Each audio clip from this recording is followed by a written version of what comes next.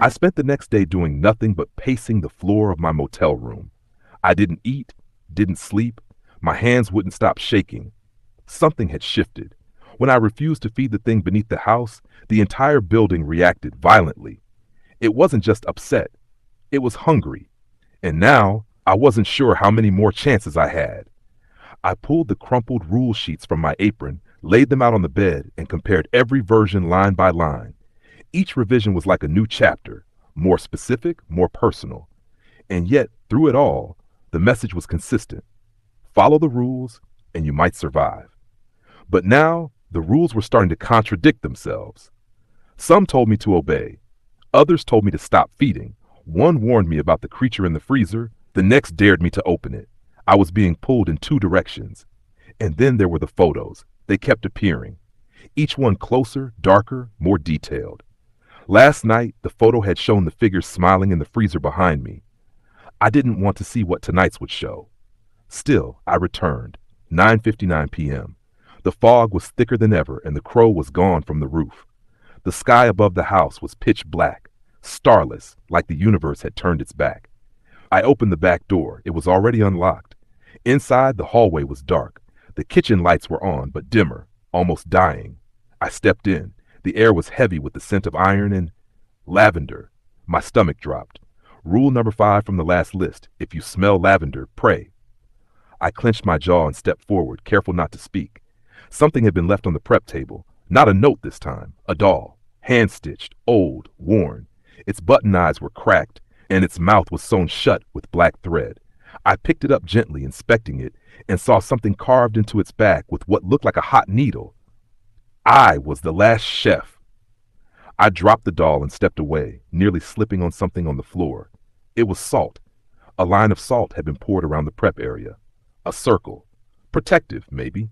But if so, who did it and why? Then I saw the new rule list on the fridge. Emergency directive. Final trial initiated. 1.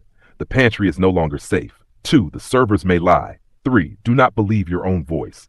4. The creature will now move freely between 2 a.m. and 4 a.m. 5. You are being evaluated. The word evaluated sent a chill through my bones. By who? By what? I heard the dumbwaiter bell ring. I turned toward it slowly. Inside was a new photo. Me again. But now I was sleeping. In my motel bed. From the angle of the photo, someone had been standing right next to me when they took it. That was impossible. I hadn't slept in days. I crushed the photo in my fist and turned back to the pantry. It was open. Wide open. And the tunnel behind it was glowing red. I backed away. I wasn't going in there again. Then something moved in the hallway behind me. I spun around and saw myself. Not a mirror, not a reflection. It was me. Same apron, same blood-stained cleaver, same dead eyes. He stared at me, tilted his head, then smiled. Back to cooking, he said. Rule number 3, do not believe your own voice. I ran, but the hallway warped as I moved. Each step stretched the floor further. Doors appeared where none had been before. One opened on its own. Room 6. The room from the last rule sheet. I was about to pass it when I heard a voice whisper from inside. Help me. No footsteps, just that whisper. So soft it barely existed. I turned the knob and opened the door. It was empty. Nothing but an old iron bed frame and a single chair, and a figure sitting in the corner. Thin, bald, pale. It lifted its head. No eyes, no mouth. Only one thing. My cleaver, held in both hands.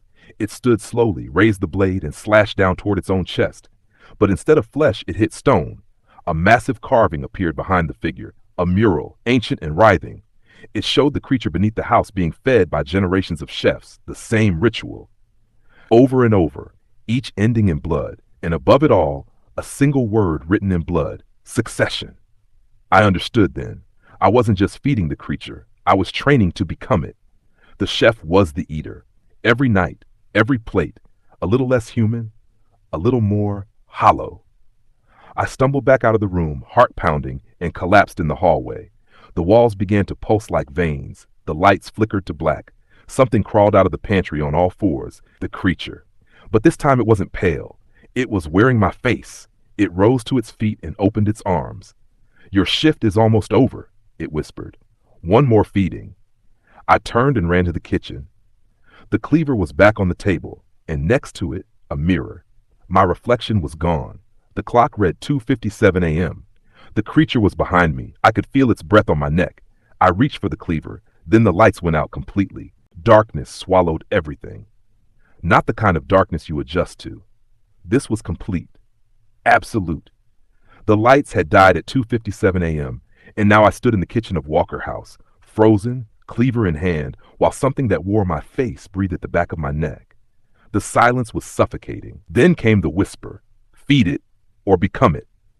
A low hum filled the air like distant machinery growing beneath the house, and with it came the smell of rot, of blood, of wet stone. I turned sharply, swinging the cleaver at the air behind me, but hit nothing, just cold.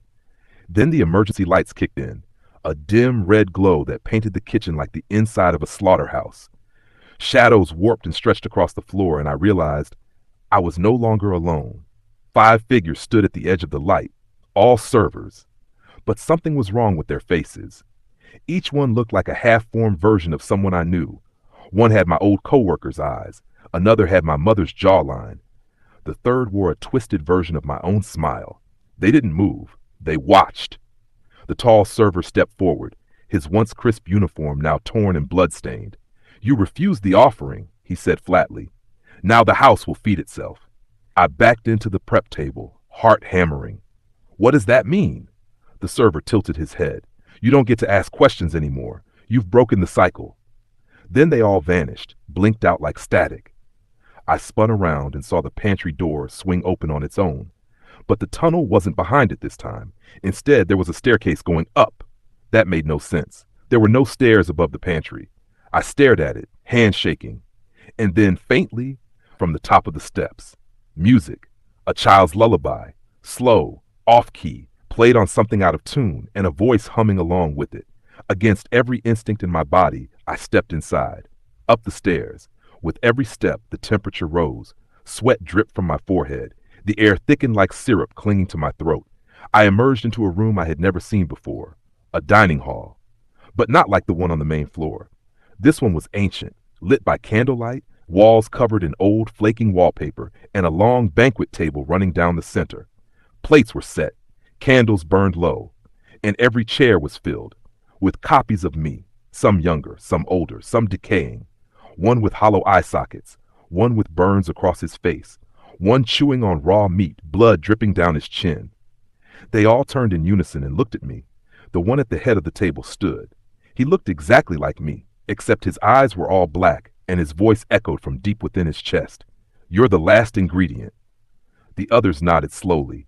I gripped the cleaver tighter and backed away, but the door behind me was gone. I was trapped. "You don't feed the house," the black-eyed version of me said. "You are the house." The one chewing on meat stood and dropped a chunk of something red and raw onto a silver plate. It was a human heart. My stomach turned. Then, like a swarm, the others rose and rushed me. I screamed and swung wildly, the blade cutting through shadow after shadow.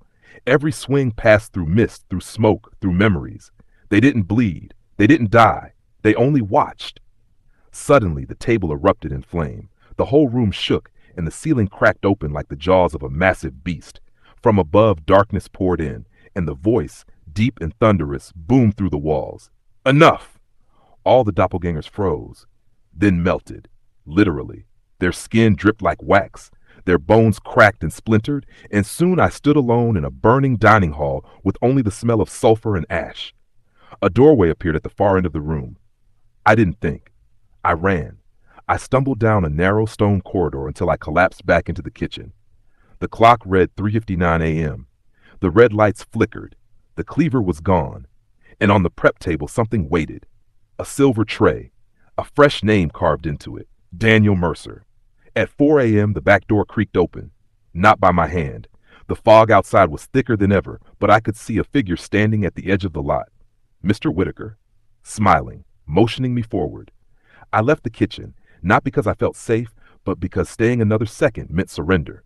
As I stepped outside, the house groaned behind me, and from the roof I saw it, the creature, now fully formed, wearing my face, waving goodbye. I didn't remember getting into the car. I didn't remember turning the key, or backing out of the lot, or passing the crooked sign that welcomed visitors to Mineral Point. My next clear memory was pulling into a rest area an hour down the highway, drenched in sweat, the sky still dark despite it being morning. Walker House was behind me, at least physically. But in my mind, it hadn't gone anywhere. I still felt the cleaver in my hand, though it was gone. I still heard the lullaby playing softly in my ears, and I still saw the burned-in image of the creature standing on the roof, waving at me with my face. I wanted to believe I had escaped, that maybe, just maybe, the nightmare was over. But when I looked in the rearview mirror, I saw something that made my blood turn to ice. In the back seat of my car sat the doll, the one from the prep table. Its stitched mouth was now open, and a small note was tucked into its lips. "You didn't clock out." I slammed the brakes and jumped out of the car, heart pounding, breath ragged. I tore the back door open. The doll was gone, just the empty seat, just the echo of my own panic. By noon, I was checking into a different motel, this one 2 towns over. I changed my name on the registry, paid in cash, left my phone in a dumpster. No trail, no contact. I didn't want the house to find me, but part of me knew it already had. I tried to sleep that night, but it was impossible. At 2 a.m., I woke to scratching under the bed. I told myself it was a rat, an animal, my imagination, until I heard the dumbwaiter bell ring. Once, twice, 3 times. There was no dumbwaiter in the motel, but I still heard it. From the bathroom mirror, my reflection stared back at me, but it didn't blink when I did. Its expression was blank, familiar, and then it mouthed something. "Back to the kitchen." I didn't scream. I just turned off the light.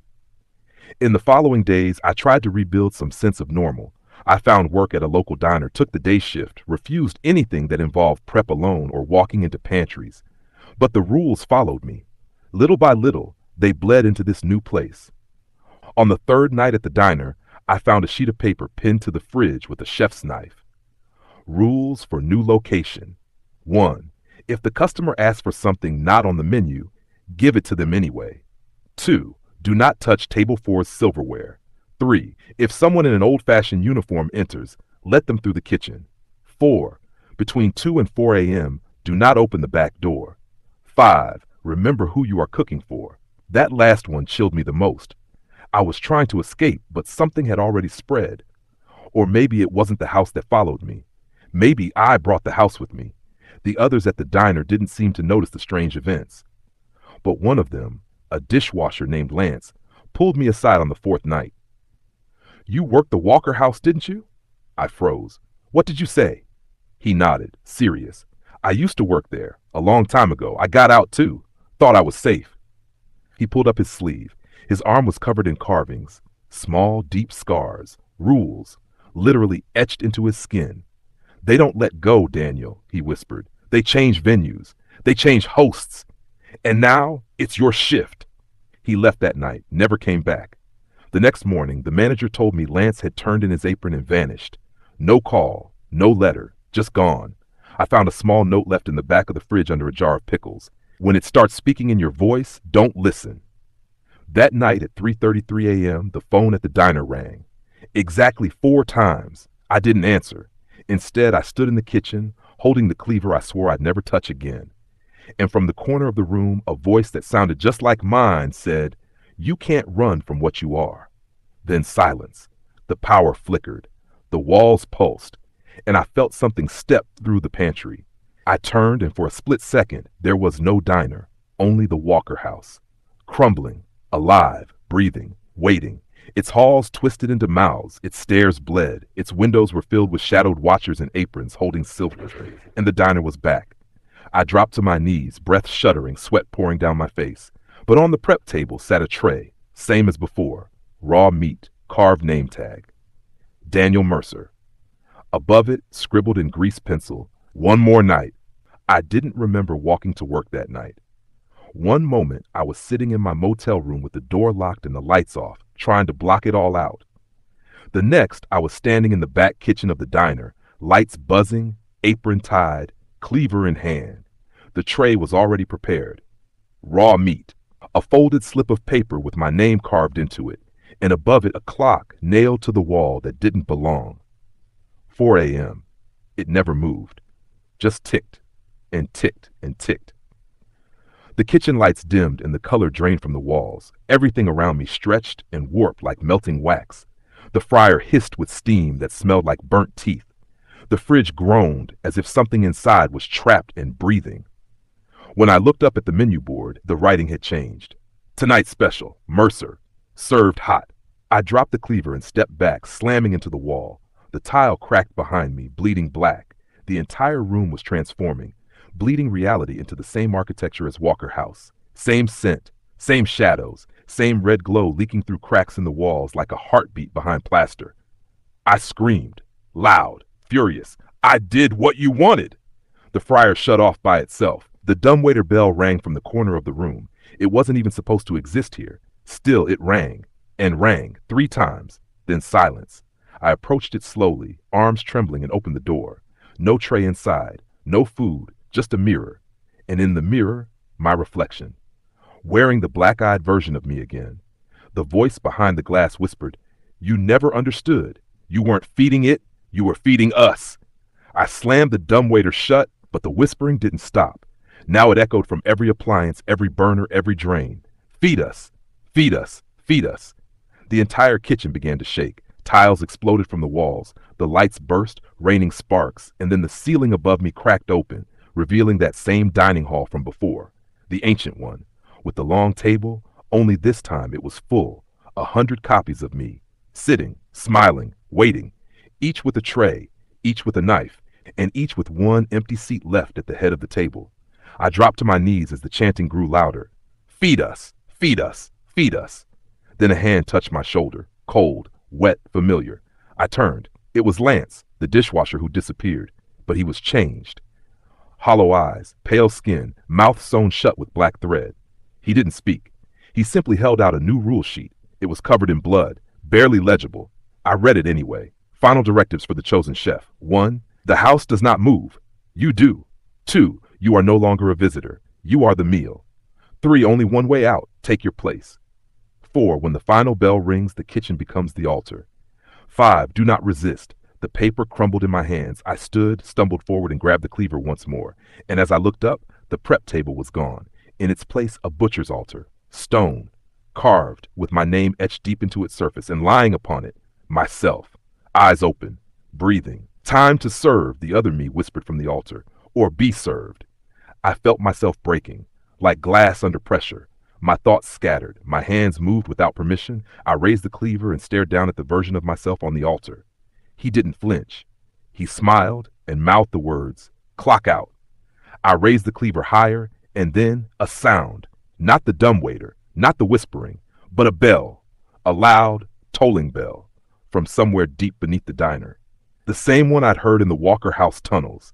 Calling. Summoning. I dropped the blade. "No," I whispered. "No more." The altar cracked. The kitchen shook again, and the walls of the diner peeled away like paper, revealing a single massive chamber.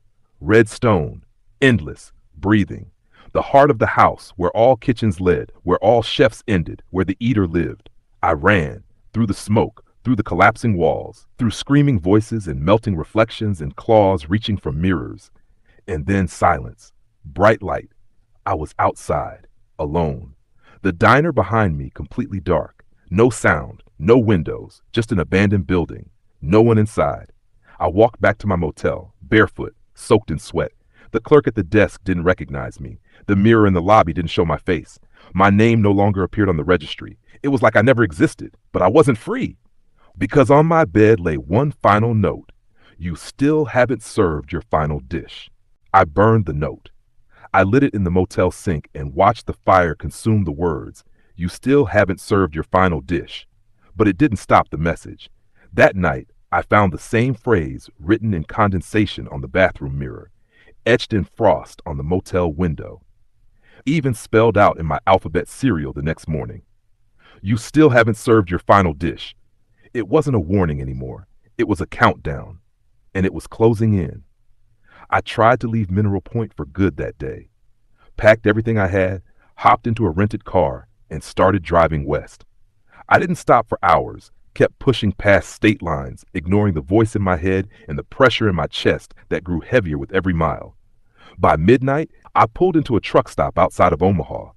The clerk at the counter stared at me a little too long when I asked for a room key.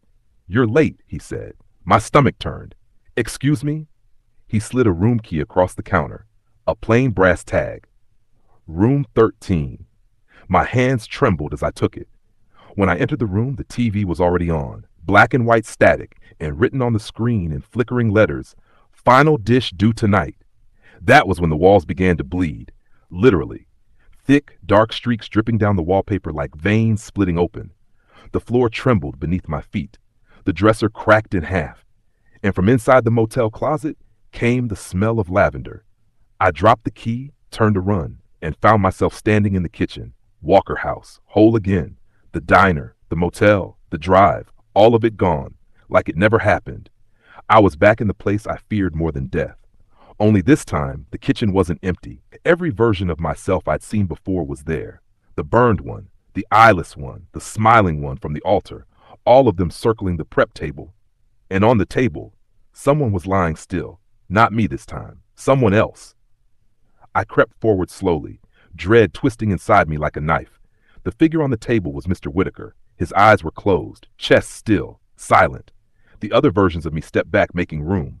The tall one handed me the cleaver. I shook my head. No, I'm not doing this. But the kitchen had already begun to shift. The ceiling melted into black stone. The walls groaned like ribs being cracked apart. The pantry door flung open, revealing the tunnel again, now pulsing with red light, and from its depths, something massive crawled. Not just the eater, the source. I turned to run, but the door had disappeared. Mr. Whitaker opened his eyes. He smiled weakly.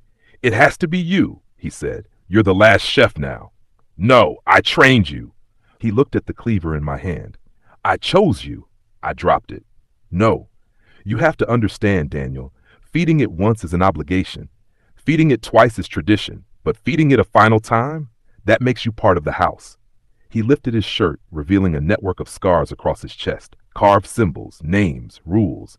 Every chef becomes part of it. "I never wanted this," he sighed. "Neither did I.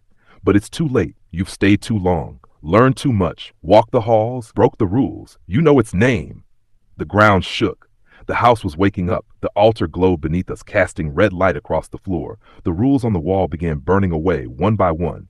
No more instructions. Just expectation. "Take your place," the black-eyed version of me said. I looked down at the cleaver on the floor, then at Whitaker, then at my hands. They weren't shaking anymore. They were changing.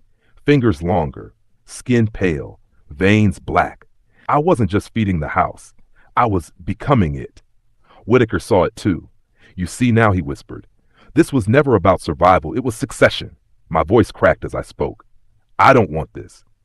But deep down, I knew I had already chosen. The night I stepped into that kitchen, the night I broke the first rule.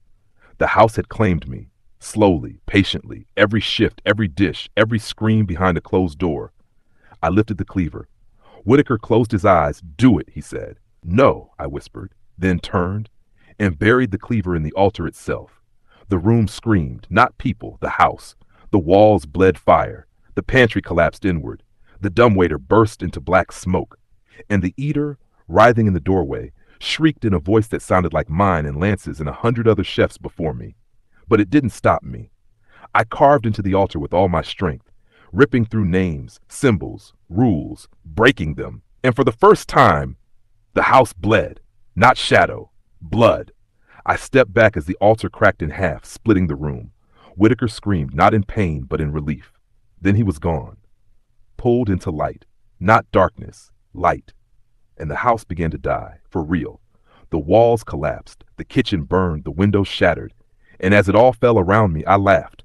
Laughed because I had done the one thing no chef ever dared. I refused to serve. The Walker house burned, not like a building, like a body. It screamed as it fell, plaster flaking off like charred skin, wood splintering like bones, fire crawling through the veins of its hallways like blood made of flame. The pantry imploded, folding in on itself. The altar cracked to dust. Every shadow that had ever whispered to me howled in agony as light ripped through their hiding places. I should have died with it. But I didn't. The house let me go. Or maybe it pushed me out. Because the next thing I knew, I was lying in the middle of a field outside Mineral Point. Cold grass pressed to my cheek, smoke curling on the wind behind me. I turned my head and saw where the house had once stood.